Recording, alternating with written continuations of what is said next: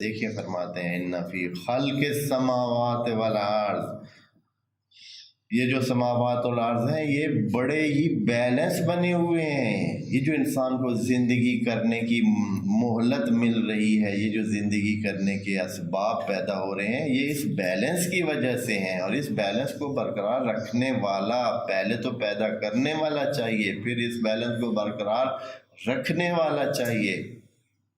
واختلاف اللیل والنہار، یہ جو رات اور دن کا فرق ہے، رات اور دن کا فرق، یہ اللہ نے اس خاص انداز میں اس کو بنایا ہے، اور خاص ایک ترتیب سے بنایا کہ فکس ٹائم میں رات، فکس ٹائم میں دن، اور پھر رات کے اپنے اثرات، دن کے اپنے اثرات، اور رات بھی انسان کے لیے ضروری ہے۔ اگر مثال کے طور پر سارا ہی دن ٹکا رہے، فل دن ہی دن ہے بھائی، روشنی ختم ہوتی ہی نہیں ہے، ہاں سورج سر پہ کھڑا ہے، پھر کیا ہو؟ پھر انسان کے لیے زندگی پھر بھی مشکل ہو جائے گی، اور انسان کو وہ رات کی جو آرامش ہے، وہ رات کا جو خدا کی طرف سے پورا نظام اس میں آ جاتا ہے۔ صرف یہ نہیں ہے کہ اندھیرا ہو جاتا ہے اور اندھیرے کی وجہ سے نہیں، رات کے اپنے اثرات ہیں، بہت ساری چیزیں ہیں جو دن کی روشنی ان کو چاہیے، اور بہت ساری چیزیں ہیں جن کو رات کی نہ صرف یہ اندھیرا بلکہ وہ اس کے جو دوسرے اثرات ہیں، اثرات خود رات اب تقسیم ہوتی ہے، رات کے اول حصے کے اپنے اثرات ہیں، درمیان میں اپنے اثرات ہیں، اور سحر کے بعد صبح تک بالکل مختلف قسم کے اثرات ہیں۔ جیسے کہ صبح کے اثرات مختلف ہیں، دوپہر کے مختلف ہیں، عصر کے علیحدہ ہیں، اور شام کے مختلف ہیں۔ تو یہ ساری باتیں یہ پہچاننے کی ہیں، یہ عقل مندوں کے لیے ہیں کہ وہ ان چیزوں کو پہچانیں، لیکن ہم کیا کرتے ہیں ان آیات الہی سے بالکل ایسے سادہ انداز میں، جیسے کہ کوئی بھینس گزر جاتی ہے کسی خوبصورت تصویر کے ساتھ سے، اور اس کو پتہ نہیں چلتا ہے کہ یہ ادھر کیا لگا ہوا ہے اور کیا نہیں لگا ہوا، تو اس انداز میں انسان ہے جو اللہ کی بنائی ہوئی اس پوری تصویر کے ساتھ سے گزر رہے ہیں، جیسے ایک بھیڑ ہو، ایک بکری ہو، ایک گائے ہو، جس کو کخ سمجھ نہیں ہے۔ اس لیے کہ یہ چیزیں ہیں کن کے لیے؟ لقوم یا اکلون، آخر میں یہ فرمایا ہے واختلاف اللیل والنہار والفلک التی تجری فی البحر، اور یہ جو کشتی ہے جو چلتی ہے اس میں باہر میں، خود یہ ایک معجزہ سے کم نہیں ہے، یعنی ایک ایسی چیز ہے جو حیران کن ہے انسان کے لیے کہ کس طرح پانی جو ہے وہ کسی چیز کو روک رہا ہے، پانی جس میں کوئی چیز رکتی نہیں ہے، آپ بہت ہی نرم سے نرم چیز بھی جو ہے وہ پانی میں کیا کریں، دبائیں تو وہ پانی اتنا نرم ہوتا ہے کہ اس میں سے وہ چلی جائے گی، اور کوئی رکاوٹ پانی نہیں بنتا ہے، بہت ہی بالکل بے زور قسم کی بھی کوئی چیز ہو تو وہ بھی جو ہے پانی میں آپ ڈبوئیں تو وہ چلی جائے گی، اتنا نرم وجود ہے، اور وہ کیا کر رہا ہے، اتنے بھاری بھرکم پہاڑ جتنے، حقیقتاً اگر آپ کو کہوں کہ پہاڑ جتنا وزن باز کشتیوں کا آج کل کا ہے، آج کل کی جو کشتیاں ہیں ان کا وزن واقعاً پہاڑ جتنا ہوتا ہے۔ آپ خود سوچیں کہ جس کشتی پہ مثال کے طور پر 50 جنگی جہاز کھڑے ہوں، 20 ٹینکر اس پہ موجود ہوں، سینکڑوں بلکہ ٹینکر بھی انہوں نے ٹینک بلکہ انہوں نے رکھے ہوئے ہوں اوپر، اور اس میں لادے ہوئے ہوں، اور اس کشتی کے اندر آگے سینکڑوں کشتیاں انہوں نے اور رکھی ہوئی ہوں، اور ہزاروں انسان اس میں بس رہے ہوں، تو یہ کتنی بلا ہوگی، کیا چیز ہوگی۔ یا یہ ہے کہ یہ جو کنٹینر ہے، اب ایک کنٹینر میں کتنا سامان آئے گا، تو جس پہ مثلاً 50,000 کنٹینر رکھا ہوا ہو ایک کشتی پہ، اور وہ پانی کے اوپر کھڑی ہے، پانی کو کچھ بھی نہیں ہوتا، پانی اس کو اوپر اپنی سطح پہ رکھے ہوئے ہے، تو یہ خدا کی طرف سے بنایا ہوا ایک سسٹم ہے، وہی پانی، وہی نرم چیز، وہی جس میں آپ کوئی بھی چیز ڈالتے ہیں تو وہ اس کو چیرتی ہوئی آخر تک چلی جاتی ہے۔ آپ ایک چھوٹا سا کنکر اس پہ ڈالیں تو وہ اوپر نہیں روک سکتا ہے، وہ چلا جائے گا نیچے، لیکن اسی پانی میں جب کشتی ایک خاص انداز میں بنتی ہے تو وہ کیا ہے، وہ اسی کے اوپر رکی رہتی ہے اور کیا ہوتی ہے، سامان کو ادھر ادھر لے جانے میں ابھی بھی حیران کن بات یہ ہے کہ اللہ نے کشتی کو وسیلہ سفر قرار دیا ہے، وسیلہ انتقال سامان، یعنی لوگوں کے نفع کی چیز ہے، لوگوں کے نفع کی چیز ہے یہ کشتی۔ اس وقت بھی دنیا آج 1400 سال بعد قرآن کی اس آیات کے نازل ہونے کے بعد کی بات کر رہا ہوں، آج بھی سامان کے نقل و انتقال کا سب سے بڑا جو ذریعہ ہے پورے جہان میں وہ کشتی ہی ہے۔ کروڑوں اور اربوں ٹن آئل اور یہ پٹرول اور پتہ نہیں کیا کیا اور دوسرے سامان جو ہے وہ لدا ہوا جہان کی ادھر سے ادھر اور ادھر سے ادھر جو ہے نا ہو رہا ہے۔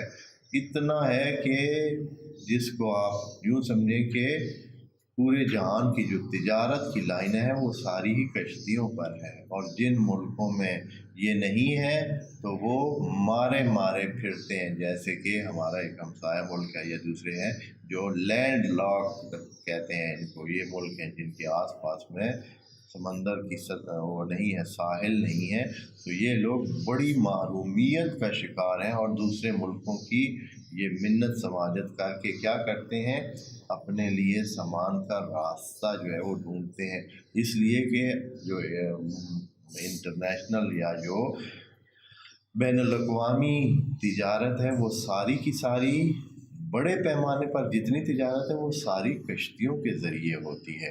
اور خدائے کریم یہ بات کب بتا رہا ہے؟ 1400 سال پہلے۔ اس وقت کتنی ہوگی اتنی نہیں تھی، اس وقت اتنی نہیں تھی یہ جو تجارت ہے، یہ اب اس لیول کی ہو گئی ہے جتنی کہ اب جو ہے ہمارے سامنے۔ اور خدائے کریم نے کہا کہ اللتی والفلک اللتی، اور دیکھیں اس کشتی کو، تجری فی البحر جو جاری ہوتی ہے باہر میں، سمندر میں چلتی ہے، اور کیا لے کے جاتی ہے؟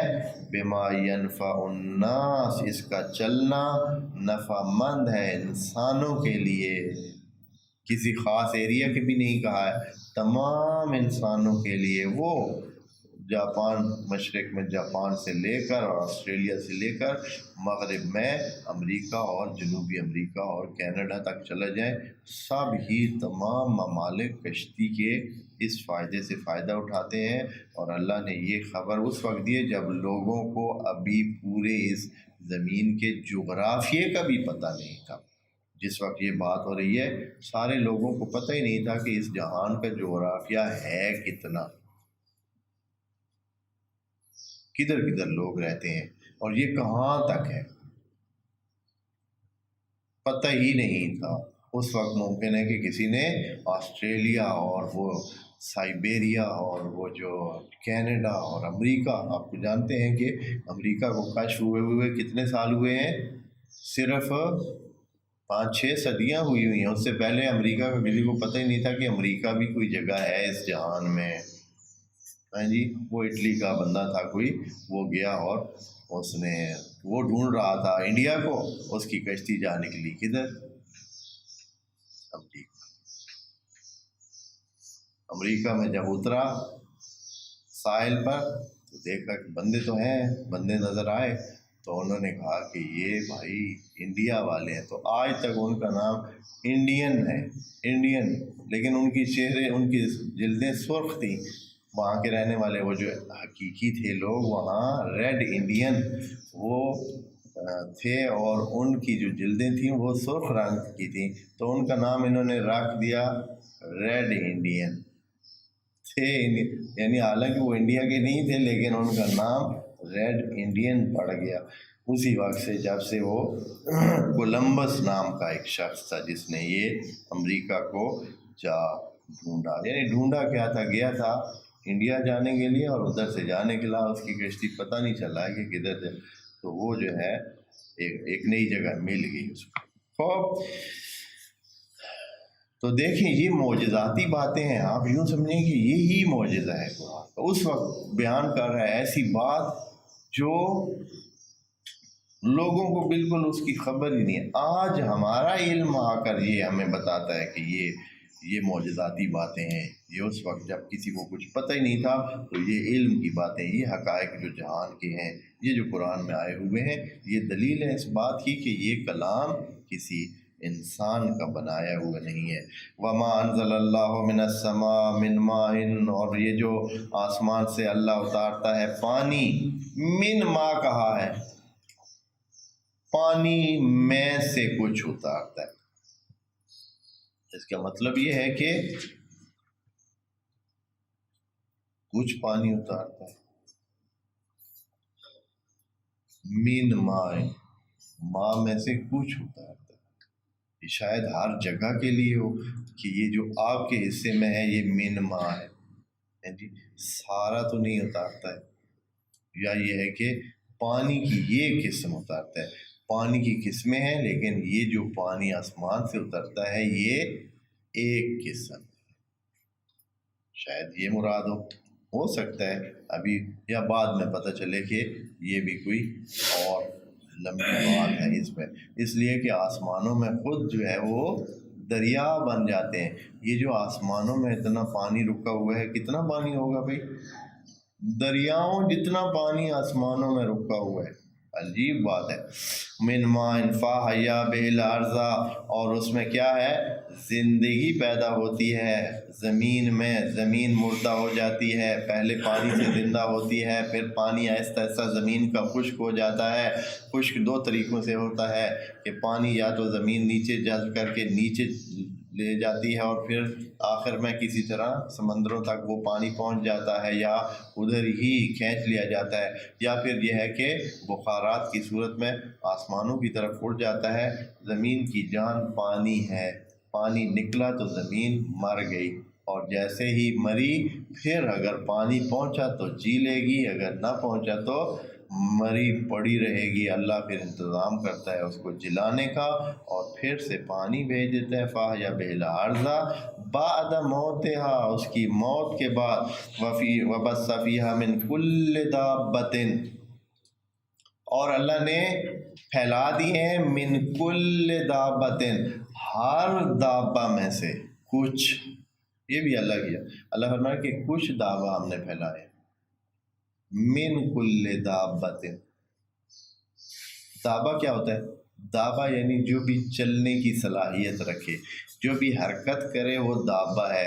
اب یہ حرکت کرنے والا انسان بھی ہو سکتا ہے، چرند بھی ہو سکتا ہے، پرند بھی ہو سکتا ہے، جو بھی حرکت کرے اس کو دابہ کہتے ہیں۔ ما یدب، یعنی جو بھی چلنے کی صلاحیت رکھے یا ہلنے کی صلاحیت رکھے تو اس کو کہتے ہیں۔ تو اللہ نے من کل دابۃ، ہر دابہ میں سے کچھ زمین پر پھیلائے ہیں اور پھیلا دیے ہیں۔ اور کیسے پھیلائے ہیں؟ تو ہر چیز ہر جگہ جو ہے وہ موجود ہے اور بکھری ہوئی ہے اور پڑی ہے۔ پھر اور کیا کیا؟ وتصریف الریاح، اور یہ جو ہم نے ہواؤں کو بھیجا اور تصریف کیا، ہوا ایسی نہیں ہے، ایک نہیں ہے، یہ تصریف الریاح دلیل ہے اس بات کی کہ اللہ فرما رہے ہیں کہ ہواؤں کی قسمیں ہیں، ساری ہوائیں ایک جیسی نہیں ہیں، ہواؤں کی قسمیں ہیں۔ جو پکانے والی ہے، یعنی اس کو اپنے اناج کو اور پھلوں کو پکانے والی ہوا اور ہوتی ہے، اور وہ ہوا جو مذکر درختوں سے ان کے بیجوں کو منتقل کرتی ہے مؤنث درختوں تک، وہ ہوا اور ہوتی ہے۔ سردی لانے والی اور ہوتی ہے، گرمی لانے والی اور ہوتی ہے، جو بارشیں لانے والی ہوا ہوتی ہے وہ اور ہوتی ہے۔ ساری ہوائیں سارے کام نہیں کر سکتی ہیں، ہوائیں تصریف ہوتی ہیں، تصریف یعنی تبدیل ہوتی ہیں، مختلف ہوتی ہیں۔ ساری ہوائیں مختلف ہیں، واقعاً ایسے ہے۔ یہ نہیں کہ بس طوفان آئے تو بھی وہی کام کرے جو صبح کی نسیم کام کرتی ہے، ہاں، صبح کی باد صبا جسے کہتے ہیں، اس کا اپنا کام ہے، طوفان کا اپنا کام ہے، اور جو گرمی کی لہر لانے والی ہے وہ اپنا کام کرتی ہے۔ بڑی عجیب و غریب ہواؤں کے بارے میں، خود صرف ہواؤں کے بارے میں ہی کوئی جو ہے وہ تحقیق کرے تو اچھی خاصی جو ہے وہ بات بن جائے۔ و تصریف الریاح، اور یہ تصریف کا کام کون کرتا ہے؟ کون مختلف ہوائیں؟ شمال سے چلنے والی، جنوب سے چلنے والی، مشرق سے، مغرب سے، بڑی عجیب ہے۔ جو جنوب سے ہوائیں آتی ہیں ان کا اور سلسلہ ہوتا ہے، جو شمال سے آتی ہیں ان کی اور اثرات ہوتے ہیں۔ اور اللہ کیا کرتا ہے کہ ایک طرف اس کے نہیں، وہ یہ نہیں ہے کہ اللہ کے وہ جو سسٹم ہے وہ ایک سائڈ پہ لگا ہوا ہے کہ بس ادھر سے ادھر ہی ہے، نہیں۔ کبھی آپ دیکھیں گے بھائی ہوا ادھر سے، کبھی ادھر سے، کبھی ادھر سے، کبھی پتہ ہی نہیں چلتا۔ کبھی وہ جو مرغا نہیں ہوتا اوپر، وہ جو ہوا کی وجہ سے پھرتا ہے، وہ بھی چکرا جاتا ہے کہ اب میں ادھر پھروں یا ادھر پھروں وہ بیچارہ چکراتا رہتا ہے۔ تو اس طرح کہتے ہیں کہ وتصریف الریاح والسحاب المسخر بین السماء والارض، اور اگر آپ کسی کو اور کچھ نہیں نظر آتا ہے تو کم از کم انہی بادلوں کو ہی دیکھ لے کہ یہ جو اتنا بڑا وزن، پانی ویسے کسی چیز پر رکتا ہے؟ پانی نہیں رک سکتا۔ جیسے پانی نرم ہے کہ اس میں کوئی چیز ایسے داخل کرے تو داخل ہو جاتی ہے، خود پانی کی بھی حیثیت یہ ہے کہ وہ بھی کسی چیز سے رکتا نہیں ہے۔ وہ بھی کسی چیز، آپ چاہیں کہ ایسے ہاتھوں پہ پانی کو ٹیک لے، یہ نہیں ہو سکتا ہے۔ پانی بہت معمولی سا آپ اپنی تلی پہ روک لیں تو اور بات ہے، ویسے پانی کو آپ ایسے دونوں ہاتھوں سے ٹیکنا چاہیں کہ اچھا پانی کو روکتے ہیں تو نہیں روک سکتے۔ یا یہ ہے کہ اس قسم کی چیز نہیں ہے کہ پانی کو آپ اس طرح کرتے، لیکن وہی پانی بغیر کسی ٹیک کے آسمان اور زمین کے درمیان معلق ہے، رکا ہوا ہے۔ کتنا پانی ہے یہ بھائی؟ سمندر ہے، یوں سمجھیں سمندر جتنا پانی ہے اوپر، کم پانی نہیں ہوتا ہے۔ اگر بارش 2-4 گھنٹے صحیح سے جل تھل ہو کر چل جائے تو سارے شہروں کو، ساری آبادیوں کو، ساری زمینوں کو کیا کر دے گی؟ بالکل بھر دے گی۔ اور ابھی کہیں بعض اوقات ایسے ہوئے، کچھ ایسے گھنٹہ 2 ہی بارش ہوئی ہے پر یہ کر دیا ہے کہ سارے گھر تک اور لوگوں کے جو ہے وہ پانی میں دھنس کے رہ گئے ہیں، اور اتنا پانی ہو گیا ہے کہ سمجھ نہیں آ رہی ہے کہ یہ پانی اتنا کیسے آیا ہے، اور اتنا پانی کہاں سے آ رہا ہے، کون روکے ہوئے اوپر اس کو؟ انہی بادلوں میں موجود ہے۔ اور یہ اللہ اس پر اپنی وجود کا جو ہے وہ دعویٰ فرما رہا ہے کہ یہ کسی اور نے نہیں روکا ہوا، یہ ہم نے روکا ہوا ہے آسمانوں اور زمین کے درمیان۔ والسحاب، اور یہ جو بادل ہیں، المسخر بین السماء والارض، جو مسخر ہیں یعنی کنٹرول میں ہیں، مسخر ہیں، یہ نہیں ہے کہ یہ ان کی واگے نہیں ہیں اور بے مہارے ہیں اور کوئی ان کو کنٹرول کرنے والا نہیں، یہ مسخر ہیں، یعنی اللہ کے فرمان بردار ہیں، اور جیسے اللہ حکم دے گا اس کے مطابق یہ اپنا کام کریں گے۔ لآیات، یہ جواب ہے اس کا۔ ان فی خلق السماوات والارض، یہ خبر ہے اس کی، کیا ہے جی؟ فی خلق السماوات لآیات لقوم، یہ پہلے لآیات، یہ کیا ہونا چاہیے؟ اسم ہونا چاہیے اس کا، ان کا، ان آیات فی خلق السماوات والارض، جو جانتے ہیں عربی اور نحو کے قاعدے جانتے ہیں تو یہ کیا ہے؟ اس میں مؤخر ہے اس کے لیے جو کہ فی خلق السماوات والارض، اور دوسری جتنی بھی اس پر عطف ہوئی ہوئی جو سلسلے ہیں یہ سارے اس کا حصہ ہیں، یہ ہے اس کے خبر اور یہ اس کا اسم ہے۔ لآیات، یہ جو ہے آیات ہیں اس میں، کس کے لیے؟ لقوم یعقلون، لیکن ہے صرف ان کے لیے جو عقل کریں۔ تو عقل ہو تو بہت کچھ ہے، اور اگر عقل نہ ہو تو جی بالکل گائے بھینس اور بھیڑ جیسی صورتحال ہوگی انسان کی، کہ وہ کچھ بھی اسے دکھے گا نہیں. تو اگر ان کو سوچے گا تو اس کو ہر طرف الہ ہی الہ نظر آئے گا. اور جو سب سے بڑی بات ہے اس آیت میں یا جو ایک توجہ کے قابل ہے وہ یہ ہے کہ کتنے متضاد چیزوں کو سب کو شامل کر دیا ہے. آسمان کو، زمین کو، رات کو، دن کو، موت کو، حیات کو، اور کس چیز کو، انسان کے لیے جو نفع کی بات ہے اس کو. یہ ساری چیزیں اس میں ذکر کر دی ہیں اور عقل کی طرف انسان کو دعوت دی ہے کہ عقل سے کام لو اے بندے خدا. اور جانو کہ اس ساری چیزوں میں کیا ہے، ہم آہنگی ہے. جو سب سے بڑی بات یہ ہے کہ یہ اتنی متضاد چیزیں اور اتنی متخالف چیزیں اور مخالف چیزیں، اور ساری اس میں کیا ہے، زمین و آسمان کو آپس میں کیا کیا ہوا ہے، بیلنس کیا ہوا ہے. ہواؤں کو بیلنس کیا ہوا ہے، پانی کو بیلنس کیا ہوا ہے، اور دن رات کے آنے نے بھی ان تمام چیزوں میں اپنا کردار کیا، اور بڑی بیلنس اور بڑی متوازن قسم کی زندگی انسان کو دے رکھی ہے. تو یہ جب ساری چیزیں اتنی متوازن ہیں تو اس کا پتہ چلتا ہے کہ جو اس سب کے کرنے والا ہے وہ دو نہیں ہو سکتے. اگر دو کا کام ہوتا تو آپس میں کبھی بھی ان کا جوڑ نہ ملتا، یہ بیلنس اس طرح نہ ہوتا. یہ ایک ہی ہے جس نے ایک ہی اپنی ترتیب سے سارے نظام کو سیٹ کیا ہوا ہے، اور وہ اس قابل ہے کہ اس کی بندگی کی جائے.